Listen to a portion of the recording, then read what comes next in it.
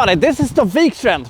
Studio interference. It is an ugly word in the ears of many movie fans because it usually means that, some producer comes in and fucks up the entire movie, which is probably what happened to everybody's favorite comic book adventure, Fantastic Four.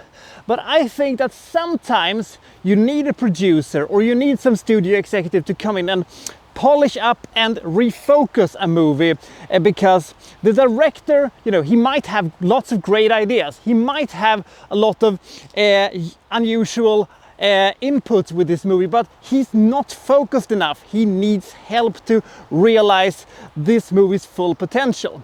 I think that is what should have happened with the movie Freeway, the movie that we're gonna take a look at today, because it is on the precipice of being fantastic, but it couldn't quite get there. Let's find out what this movie is about, shall we? This is my review of Freeway.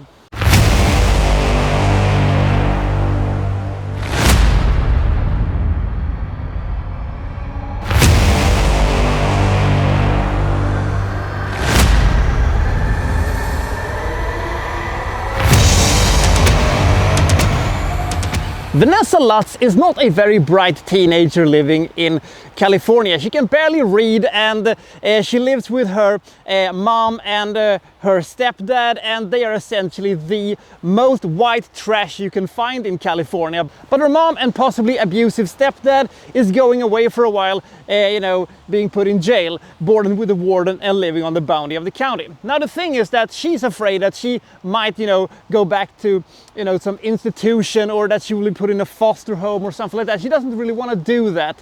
Her plan, if you want to call it a plan, is essentially that she wants to go to her grandmother's and, stay with her, and, she can help her with, the daily routines and stuff like that. The thing is that she doesn't quite know where grandma lives somewhere. She knows that it is somewhere in Stockton or something like that. But the thing is that this seems like a good enough plan for her. So Vanessa, goes towards Stockton in order to try to find grandma. The thing is that her car breaks down. She's helped by Bob Wolverton, who, offers her a ride, and, she gets into his car and they drive away. Now, Bob Wolverton, who is played by Kiefer Sutherland, is a very friendly and talkative college professor, but she starts to suspect that he might be the I-5 killer, a serial killer who has been active in this area for some time, targeting young girls. And now you realize something. We have a young girl, we have a man with a wolf-sounding name that helps her because he wants to go to grandma's but gets a little lost. It is Red Riding Hood. The setup is kind of ingenious, actually. But the thing is that I thought I knew where this movie was going when we had gotten to this point in the movie. But I was completely wrong, because they did something in this movie, and they took steps in this movie that I did not expect. They switched the genre of the movie, they switched the tone of the movie, and they went into a completely new direction. And when that happened, I said, what? What's going on here? We also introduced a bunch of new characters. Brooke Shields, Brittany Murphy, and the captain from Alien Resurrection. Oh boy, am I thinking Termination. So what's going to happen here? Is grandma going to be eaten before this movie is over or not? That's what we're gonna find out. Now, I will say this, that if they would not have had Kiefer Sutherland or Reese Witherspoon in this movie could have been quite abysmal, but they are absolutely great.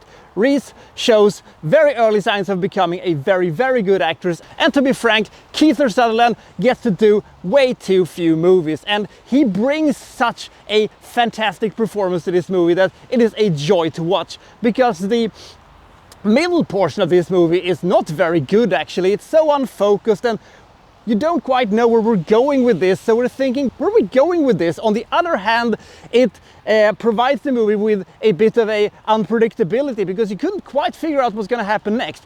And I actually think that the director of this movie does have this problem, because sometimes you get the feeling that Matthew Bright has this thing that he says that, wow, look at this, isn't that cool? But then you're thinking, well, where are you going with it? Well, we'll figure out later, he says. And unfortunately, he's not quite able to figure this thing out in the way that it should be.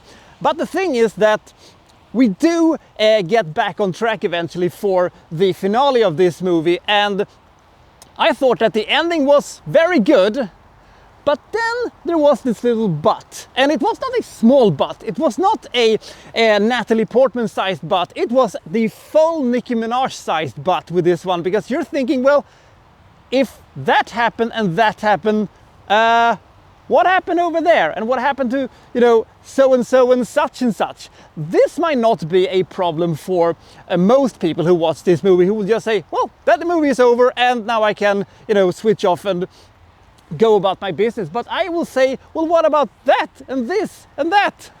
But this will probably just annoy me and me alone. But I thought that they could have tied up this movie without so many loose threads. The thing is that the good stuff outweighs the bad stuff. So I can live with the fact that the middle part of this movie is a little bit unnecessary and a little bit, you know, it takes away focus from what should have been our main story, because the interactions between Witherspoon and Sutherland is absolutely brilliant, and the scenes with them together is absolutely great, and I wish we could have had more of that, and I wish that this movie could have been focused on the right things, but they instead try to do something else and, you know, introducing stuff that I think wasn't necessary for this plot. But as a modern version of a fairy tale, like Red Riding Hood is actually clever, and with a little bit of polishing and maybe some rewriting, and maybe